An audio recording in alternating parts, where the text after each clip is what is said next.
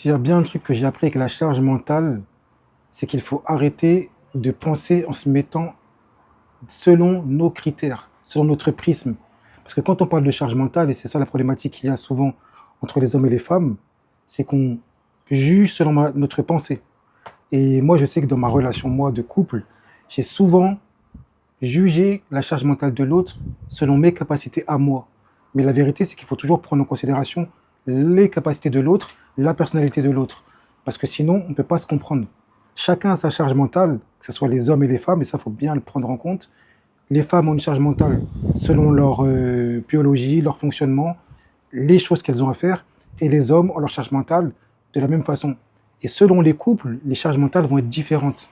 Donc souvent, quand on écoute Internet, on a l'impression qu'il y a des charges mentales pour les femmes.